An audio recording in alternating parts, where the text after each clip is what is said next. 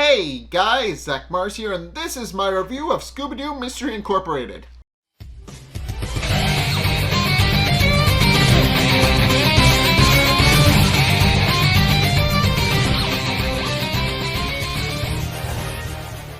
Okay, so this episode is a bit unusual in that the villain isn't a guy in a costume, but it is probably one of the more unique villains in the series. It's a very interesting idea for a villain. I will get into that in a minute, but also more importantly, this episode finally does kind of tie off a loose end from a previous episode about Brad Charles and Judy Reeves, because they do come back in this episode, albeit at the end, and they have very little lines, but they do show up.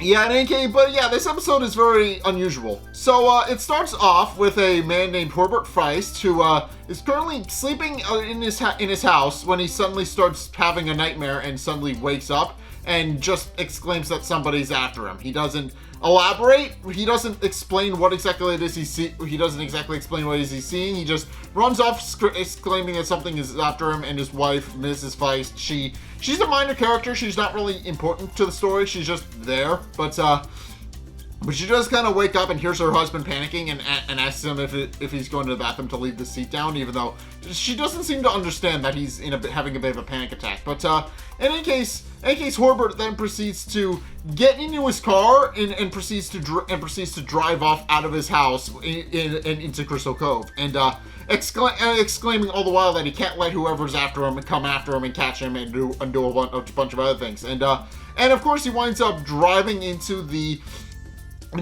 Crystal Cove Bank, which the Crystal Cove Assurance Bank. He winds up driving into it by accident, and he doesn't realize that he's about to drive into it until like 5 minutes, because he's currently in a bit of a panic attack, and then he immediately jumps out of his car, and it does crash into the bank and start a fire, and then he proceeds to see somebody emerge from the smoke and fire, and it actually winds up being the titular villain, the Dreamweaver, who winds up emerging from the bank, and of course Herbert immediately starts panicking, pointing out that that's not possible, he can't be back. But the Dreamweaver immediately starts chuckling to himself, and then it goes into the intro. And I should note something, is that the intro is still the edited version of the intro with Marcy in place of Daphne. Or at least in the latter half where they introduce the characters. I should mention this. In the edited intro, I mentioned it was a really bad Photoshop and a really bad edit, and that's supposed to be the point. Because Daphne is still very much in the intro for the first half of it, but then the second half of it is very obvious that they edited her out to replace her with Marcy, and it's very obvious. But there is a very good reason that she's still in the intro, and that she hasn't officially been kicked out of Mystery Incorporated yet. That happens this episode. She hasn't officially been kicked out of Mystery Incorporated yet. And of course, to actually break the whole news to her kind of gently, Shaggy and Scooby proceed to bring her proceed to have her close her eyes and bring her into their kitchen, where she is then offered a large meal and a bunch of food, and of course Marcy looks at them because she has no idea why they're actually giving her all this food, and also why they're throwing some sort of celebration. And of course, what we actually do wind up finding out is that Velma is the one to ultimately break the news to Marcy about how she's out of the gang.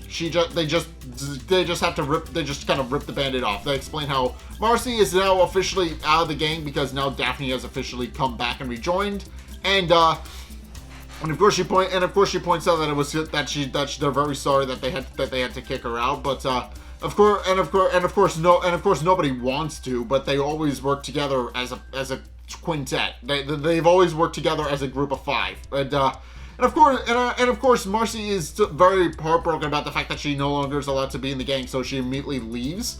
Of course Velma proceeds to stop her, pointing out that she vouched very hard for Marcy to stay in the gang, pointing out that obviously she wanted Marcy to stay. She's very happy. She would have been very much happy to have kept Marcy in the gang, but of course Marcy then proceeds to point out that obviously she has no problem with very much leaving the gang, pointing out that obviously she knew the whole thing was temporary.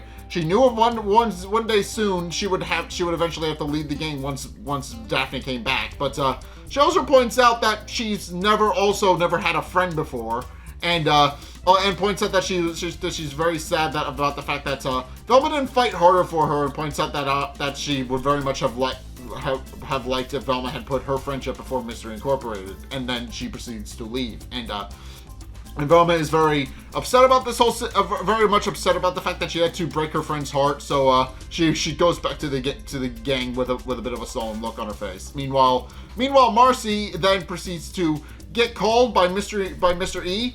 And they proceed to have a bit of a conversation where we only hear Marcy's side of it, but she very much points out that obviously things are going according to plan. She points out that things are going according to plan, and that Velma is very much eating out of the palm of her hands, and that she was predictably kicked out of the gang like Mr. E said she would be, and yeah, in any case, she then proceeds to actually hang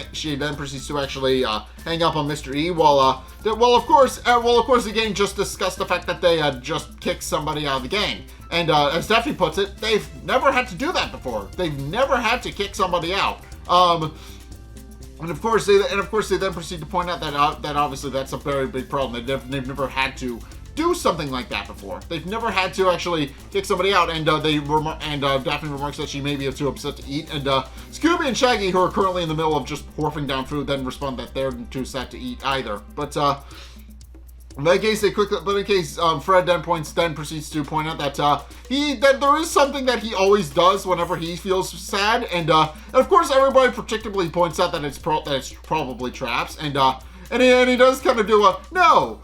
But yes, and yeah, he does go. Everybody's like, traps, and it's like, no, traps. But of course, Fred points out that obviously they're going to need a mystery to get them out of their funk, and points out that they just need something to use the traps on, and it's at this point where they actually do come in where Scooby and Shaggy are actually reading the newspaper, and they notice that a man named Herbert Feist has actually been arrested for plowing his car into the bank, and of course they point out that that's obviously a very big thing that they should go and investigate. So of course Daphne immediately jumps at the opportunity to go to the bank, and proceeds to actually go and investigate. And of course they immediately go to the Crystal Cove Police Department, where of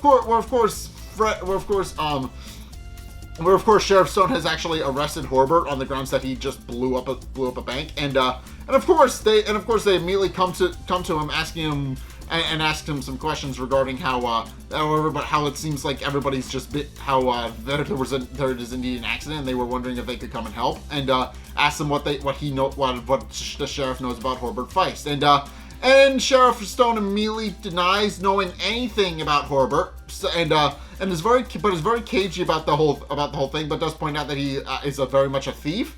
And when Shaggy is very confused about that, pointing out that he read the news article, he knows that Herbert probably hasn't stolen anything, and that the article didn't make any mention of it. But the Sheriff Stone merely points out that you don't necessarily need to steal something to be a thief, which isn't true. But he did book him on the grounds that he may have stole something, not necessarily that he did, just that he may have. And but it's at this point where Herbert does point out that and he actually calls him Bronson, which does imply that they know each other. And as it turns out, they do. They apparently, according to Herbert, they have known each other since they were kids, and the sheriff should know better than anybody that he would never steal anything. But Sheriff Stone merely covers his ears and proceeds to walk off. And it's at this point where they proceed to ask him some answers, to ask for some questions to get some answers about what happened to him. And he then proceeds to explain exactly what happened. He had a dream. He saw a strange figure in his dream, which and of course he then proceeded to just kind of panic. He didn't fully understand what was going on, but all he knows is that there was a labyrinth. He was inside some sort of labyrinth. He looked around. He tried to explore it a little bit, and then suddenly a strange man came out of nowhere, attacked him, and next thing he knew, he was driving his car into the Crystal Cove bank, and then professes that he loved the car more than his own children, and now it's gone. Which which of course begins to strike everybody as a little bit odd. But of course, when they're in the mystery machine on their way back to Fred's house, Velma very much points out that the whole situation seems a little bit fishy. He doesn't really have an alibi. According to them, his alibi is just that he had some strange dream, and that's what convinced him to drive his car into the bank. And of course, Velma doesn't buy any of it, but does proceed to ask Shaggy and Scooby what they think. And Shaggy gives a bit of a dodgy answer. He doesn't fully explain what he's actually thinking. He doesn't fully state anything. He just kind of denies the fact that anything happening. He doesn't really give a straight answer and doesn't really know what the dream to make of. But it's clear that he knows something. But he's very much hiding the fact that he knows something. But in case they do arrive back at Fred's house, and it's at this point where Daphne, who I should mention has not been to Fred's house since he left, she comes in and she thinks somebody has ransacked the place. But as it turns out, that's just how Fred has been keeping his house, because obviously he hasn't had anybody to take care of him and clean up his house. He literally has just turned it into a bachelor pad, and of course there's just food and clothes and a whole bunch of other things just strewn everywhere. And of course Daphne doesn't know any of this, so she just naturally assumes that somebody ransacked Fred's house, but he then proceeds to point out that it doesn't seem like they touched anything, so it's fine. And it's just a really funny thing where it's like, it makes sense story-wise. Daphne has not been to the house since the end of the first season. She has not seen what Fred's house looks like since then, so obviously it's a bit of a mess and she's a little bit in shock. But in case everybody then proceeds to actually sit down, and it's also at this point where of course Fred then decides to ask Daphne if he can tell her something, but she merely blurts out that she just wants to be friends, which causes Fred to become heartbroken, which it's very much established that they haven't really rekindled that romance yet. Obviously, she's just getting off of I guess breakup isn't the right word, more of a bad kidnapping by her now ex-boyfriend, that kind of thing. I mean, but of course, obviously, she's gone through some stuff recently, and she's not entirely sure if she wants to trust Fred again, but she's very happy to just be part of the gang right now. So, of course, Fred is just a little heartbroken, because obviously he's trying to make things work with Daphne, but it's not working at all. Obviously, they need to rekindle the romance a little bit, but that's not going to be for a while. They need to work through some stuff first. So, yeah, relationship-wise, they are not a couple yet, or at least they haven't gotten back together yet. But in case Velma then proceeds to brainstorm, wondering what exactly it is they know about what's going on, pointing out that obviously something strange is going on, and they're going to need to keep an eye on things and try and figure out what exactly is going on with the mystery, since it's a very strange mystery. They've never had to solve something like this before. But in any case, we then see another woman named Francie Jackson, who proceeds to have a similar dream. She's inside a labyrinth, and she's currently being chased around by Dreamweaver, who does eventually manage to capture her and tie her up, and then proceeds to whisper in her ear, and then level 99, which causes her to panic. And then later that day, after that dream, we then see that she actually does run her own cooking show. As we find out, she runs a culinary show called Cooking with Francie, and what we find out is that Francie Jackson is currently in the middle of filming a thing to make her home family recipe for cornbread stuffing. But then she immediately confesses on television that the secret to her cornbread stuffing is that there's no corn in it, which of course winds up exposing her on national television, ruining her career. And then she's arrested for fraud because she's been lying about what's actually in her family recipe. And of course, Sheriff Stone does in fact arrest her for fraud, because obviously that is actually a crime you can get arrested for. Just committing fraud is a very big thing, and obviously she just confessed to it on live television. So obviously Sheriff Stone has very big reason for cause. He has probable cause to arrest her, and also then proceeds to and then it's this point where the kids come here because they saw the same broadcast. They know that something is going on, so they come in and have Sheriff Stone what's going on, and of course, what we find out is that's a similar situation with Horbert Feist. As we find out, apparently Francis knows Bronson from when they were kids. He knows Sheriff Stone from when they were kids. But and of course, she does point out that obviously it seems like he's back. That it seems like whoever is attacking is back. She implying that she recognizes the Dreamweaver, and of course Sheriff Stone once again denies the fact that he's known Francis Lee since they were kids. Once again pointing out that he's never seen her face before, but of course he looks at that. Of course she's very much holding a box of the Francis Lee's cornbread stuffing in his hand, and the gang then proceeds to call him out on it. So he then proceeds to hide the box behind his back and proceeds to shuffle off awkwardly. He doesn't really have an excuse. He just kind of denies the fact that he's seen her face before, even though he's very much seen her face before on the box that he's currently holding. So he has no excuse. He just leaves. At which point Daphne then proceeds to ask Francis Lee what happened to her, revealing that she was actually attacked by a person named Francis Lee, by a person that she didn't really recognize, some sort of monster that she knows. But of course she then proceeds to point out that she had a very similar dream to Horbert about how she was attacked in her house.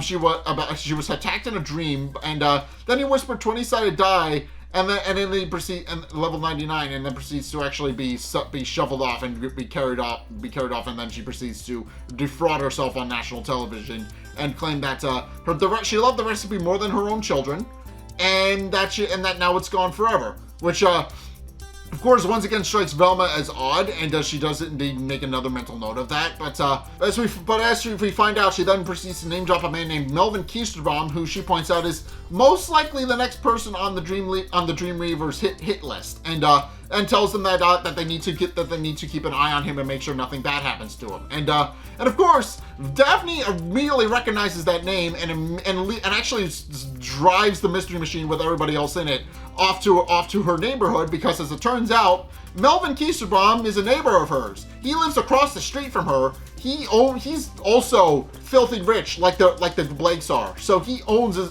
very much lives in the rich part of town. So she knows him personally, and quickly realizes that they need to warn him before it's too late. And of course they immediately arrive at Melvin Keisterbaum's house. But what we find out is that Melvin Keisterbaum's house is seemingly empty. They get there, they knock on the door. It doesn't seem like anybody's home, and Daphne very much points out that they might have to come back later, but they do need to find him. And then the gang proceeds to walk away, and then the house blows up, and of course everybody immediately just panics because the house just blew up, and they thought Melvin Keisterbaum was in the house. And of course Fred then proceeds to scoop up Daphne and get her back on her feet, and Daphne does thank him for that, but and he points out that that's just something that friends do, and she kind of blushes a little bit, which I did explain how they have some stuff they need to work toward. Does seem like starting this episode they have started to mend their relationship. Not fully, mind you. They're just kind of getting there. They're getting there, but they're never gonna. It's gonna take a while for them to mend the relationship the way it was. So yeah, of course this does proceed to cause this does indeed begin to actually cause everybody to panic until Melvin Keisterbaum walks out of the garden, and then proceeds to wonder if everybody's okay. And also proceeds to point out that he's very sad his house is gone because he loved it more than his own children, but also elaborates that he may not have children of his own. So if he did have children, he would love them more than it, but he doesn't have children. So yeah, he never wind up having kids. But in case he then proceeds to explain what happened to him. He proceeds to explain how he had a similar dream. He saw the Dreamweaver. The Dreamweaver attacked him, and then proceeded to whisper 20-sided die in his ear, which of course caused him to immediately blow up his house with a canister of napalm. Even though, which he doesn't fully know how he got it, but he does explain how it was indeed something he got, and how it was indeed something he just has. But in case Sheriff Stone eventually shows up in his squad car, having noticed a very obvious house fire and explosion. and from town, and he just comes in. He's very shocked about the fact that the house is blown up, and he has no idea what he's supposed to do. At which point Melvin immediately comes to the sheriff and tells Sheriff Stone that he needs to be prepared, because obviously what's happening to them is affecting all of them. And of course, Sheriff Stone immediately denies that anything is strange, and also once again denies that he knows Melvin. But of course, he then proceeds to reveal that the Dreamweaver has come back and is attacking everybody. And this causes Sheriff Stone to eventually snap out of his denial and finally confess that the kids need to keep him safe from the Dreamweaver. And of course, first and foremost, nobody fully understands what the Dreamweaver is. But it's at this point where Shaggy then proceeds to blurt out, after much prodding from Velma, that he was a Crypts and Creatures player, which is obviously a parody of Dungeons and Dragons. And it's revealed that he used to play it all the time when he was younger and even into his teenage years. And he used to play it under his blanket when he was supposed to be asleep, and his mom does try to walk in on him at one point and ask him what he's doing. And the reason he quit, and the reason he ultimately wound up quitting, is because he tried to cast a magic missile on Professor Ruffalo in the middle of class. So, if you remember Professor Ruffalo, he was the first villain of the series. He got arrested, but before that, Shaggy tried to cast magic missile on him. And that's when he realized he needed to quit. And of course, Fred is very much jokingly points out that obviously Crypts and Creatures is very much a nerd game, and of course Shaggy does indeed point that out, but also doesn't points out that obviously he used to play it in secret because he obviously didn't want people knowing that he played Crypts and Creatures, but of course, it's at this point where Sheriff Stone then proceeds to point out that obviously the Dreamweaver is in fact a creature that he created. As we find out, and via somewhat of a flashback slash LARP session thing, what we find out is that Sheriff Stone, Francis Lee Jackson, Herbert Feist, and Melvin Kieserbaum were all part of a Crypts and Creatures party back in the day, and the Dreamweaver was designed by Sheriff Stone to be the final boss of the game, to be the final boss of his campaign. He designed it to be the final boss that the trio would come after and defeat while the sheriff DM'd the whole thing. And he wasn't called Sheriff yet, but as we've established in a previous episode, his full name is Sheriff Bronson Stone. So yeah, he's still very much Sheriff Stone, even though he isn't Sheriff Stone yet. But in case after revealing that's obviously he feels like the Dreamweaver has come out of the game to torment him. He points out that obviously he feels like the Dreamweaver has come to finish what he started, because obviously him and his four friends are all adults now. He points out that they obviously grew out of playing Crypts and Creatures. He points out that it's most likely because of that the Dreamweaver is starting to attack people, and of course they do need to figure out what exactly is going on, and Velma having found, and I didn't mention this, but Velma actually wound up finding a clue regarding what the Dreamweaver might be, because she found a strange light bulb as Melvin's house was blowing up, and she didn't fully understand what it was, so she just kind of kept it. But of course, Fred, Daphne, and Velma do point out that they will very much look into what exactly it is the Dreamweaver is, and for the time being, they do point out that Shaggy, Scooby, and the sheriff should try and stay awake as long as possible, since obviously the sheriff is going to actually try and fall asleep, and if he falls asleep, the Dreamweaver is going to get him, and he's going to do something terrible. But and of course, Shaggy and Scooby are very happy about the fact to actually be able to share a bit of a thing with the sheriff, and do point out that they prepped a whole bunch of stuff, a whole bunch of food, and a whole bunch of other things. And of course points out that obviously they have an idea about how to actually keep them awake, which is just eat a bunch of food, watch a scary movie, drink soda that will keep them awake via the sugar content, just a whole bunch of things that they can use to keep awake. And obviously, it doesn't work. They fall asleep immediately after consuming everything and watching the movie. They fall asleep. And it's at this point where they're actually transported to the lair of the Dreamweaver, which I think I mentioned earlier, but it is indeed some sort of labyrinth thing.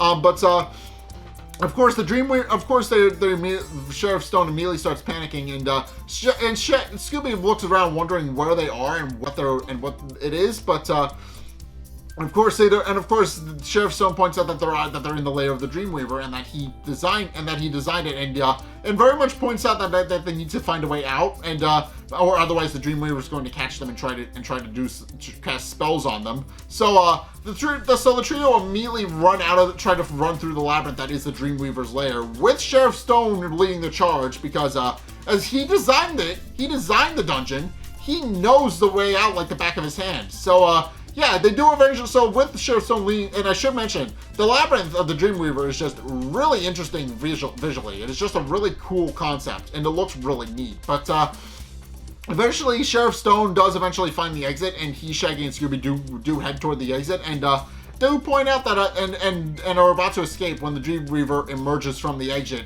as a giant head before fully forming himself, and then proceeds to point out that obviously they've escaped him so far, but does point out that they're not going to be able to escape him for much longer. And it's at this point where the trio proceed to run away from the Dreamweaver deeper into the labyrinth. But the Dreamweaver just uses his teleportation abilities to just kind of keep ambushing the trio, and he quickly turns Shaggy into a rabbit, which proceeds to chase Sheriff Stone and Scooby through the lair. But he then turns Sheriff Stone to stone, which is very literal. But and of course, this causes Scooby to be the last person on his own. So he summons a flood to actually finish Scooby off. And it's at this point where the rest of the gang comes in and splashes them with water. And Fred sarcastically thanks them for keeping Sheriff Stone awake.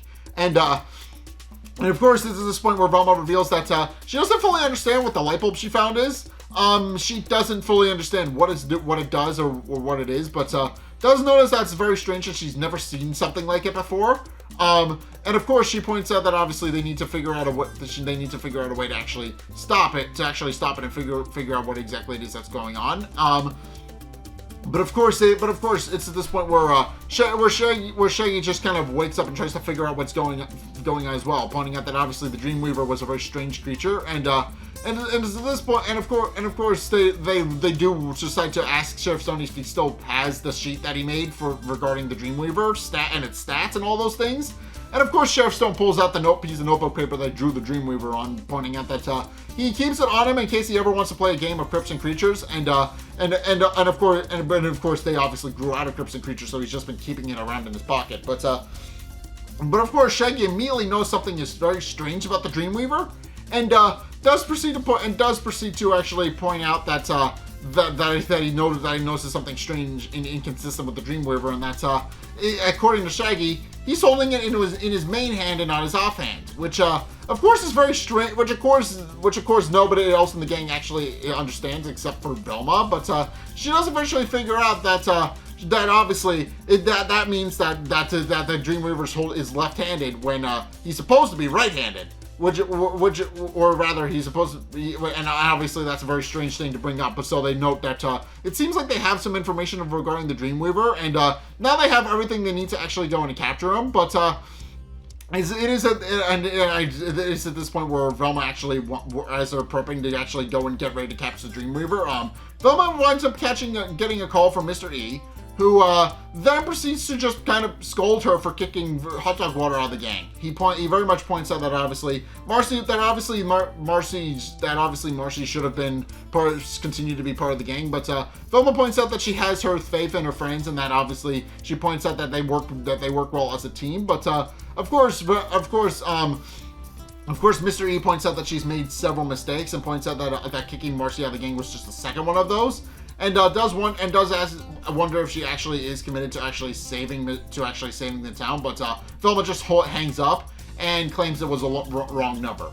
At which point they then point out that they need to send Sheriff Stone back into his dream to face his worst fears. And sure enough, we then see Sheriff Stone running through the Dreamweaver's dream lair, where he's trying to escape the Dreamweaver, and the Dreamweaver is about to corner him, but and then points out that he's been waiting a long time for what he's about to do. But it's at this point where Sheriff Stone reveals that he's actually going to cast some magic out of his own, and then proceeds to unmask himself to reveal Fred.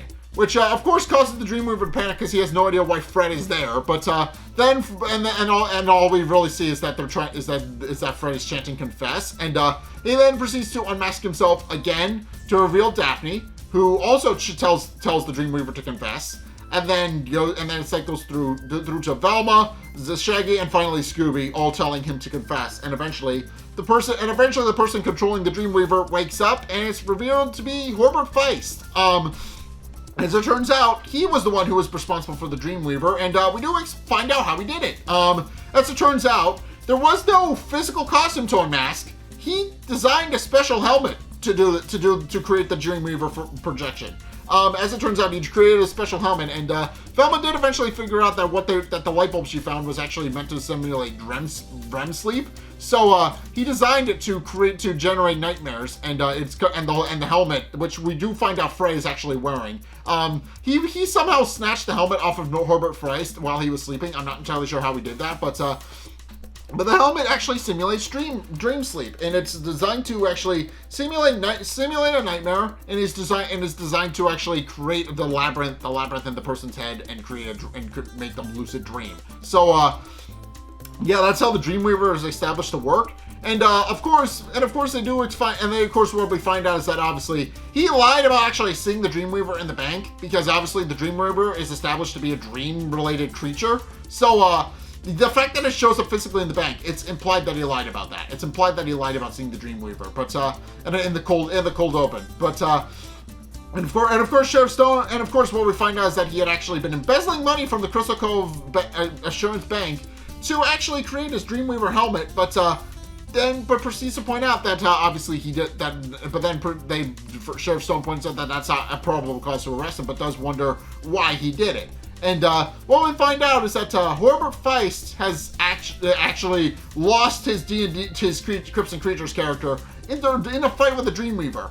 That is why he decided to target all of his D&D characters, and all of his old D&D friends, and all of his Crypts and Creatures friends. But yeah, he decided to target his old party because they let his character die in a game.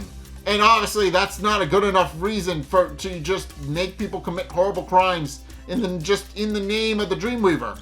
That's not a good enough reason. And Sheriff Stone recognizes this. He immediately arrests Herbert on the spot for that, and he does proclaim he would have gotten away with it if it hadn't been for the role-playing nerds. But of course he's immediately arrested, and Mrs. Feist then wakes up in the middle of it, and she doesn't understand that her husband's being arrested, so she just goes back to sleep. But in any case, yeah, Herbert Feist is probably one of the more unhinged villains in the series so far, because he doesn't really have a reason. He just attacks people for seemingly no reason. He just lost his D&D character, his Crypts and Creatures character in a fight, and then proceeded to blame the other three members of his Crypts and Creatures party for something that they had no control over. So it's all his. So he's like, well, I lost my character. I'm going to take everything you love. That is the logic he's working with, and that is not okay. That's just the kind of escalation you do not. You're not supposed to do that. That's not a good thing. But in any case, Shaggy does remark that as they leave Herbert's house and go back to Fred's house, that obviously he sympathizes somewhat with Herbert's plight, pointing out that obviously losing your Crypts and Creatures character in a D&D campaign or whatever it's called, that's a bit intense, and he does kind of understand where Herbert's coming from, but doesn't really. But obviously he doesn't really. I agree with the idea of committing crimes in the name of losing your character. But in case, they then proceed to walk into Fred's house, and Fred's house is completely clean, which of course strikes both Fred and Daphne as odd, since obviously Daphne remarks that it doesn't seem like Fred had hired a maid, and Fred does indeed confirm that he didn't hire a maid, but and then wonders who actually cleaned his house, and then we hear a male voice claiming that they were the one who cleaned their house, and it's at this point where we actually meet Brad Shiles and Judy Reeves, who proceed to walk out from behind the bookshelf, and And of course, Velma immediately recognizes them as Brad and Judy, and this causes Fred to kind of have a bit of an interesting reaction, because obviously his parents just kind of come back into his life, and he's not entirely sure how to respond to that, and of course they do just kind of add a little "we're back," and that's where the episode ends. So yeah, first and foremost, Brad and Judy are back. They are back to they seemingly have just come back to take care of their son. And that's the main takeaway from this episode. But also, the Dreamweaver is just an interesting villain in that he's probably one of the few that doesn't really have a costume. He's not really unmasked in the traditional sense, but he is an interesting idea for a villain. He's a villain that just appears in your dreams and obviously causes you to do horrible, unspeakable things. And obviously that's very reminiscent of a couple of different villains that are all dream-based villains, but it is interesting. It is an interesting idea for a villain. He's not really unmasked in the traditional sense, but it is interesting how the guy actually did it. It's not really using a costume and practical effects, but rather a special helmet he invented by stealing from the Crystal Cove Bank. So yeah, it's interesting. It is an interesting idea, and not one that you really see in a Scooby-Doo story. So it's interesting, and it's interesting and a little bit different, and I kind of like it. But yeah, in any case, that's gonna do it for my review of Scooby-Doo Mystery Incorporated. What did you guys think? Let's get a discussion going in the comment section down below, or over on my Discord server, link in the description. Anyway, thank you guys so much for watching. If you enjoyed, be sure to like, comment, and subscribe. Also, be sure to follow me on Twitter in the description below. Be sure to check out my Patreon in the description below as well. It's only a couple bucks a month. It does really help me out. And you guys get access to a bunch of cool perks that are my way of saying thanks. So be sure to check those out. Link is down in the description. And finally, if you want to see more content from me, then be sure to check out the videos linked in the end screen. The top video is the most recent one. It may or may not be this one. Whereas the bottom video is a video recommended to you based on what you've already seen from me. So if you want to try something new, or see more of what you like, then be sure to check both of those videos out. But in any case, thank you guys so much for watching. And until next time, I will see you guys in the next video. Peace!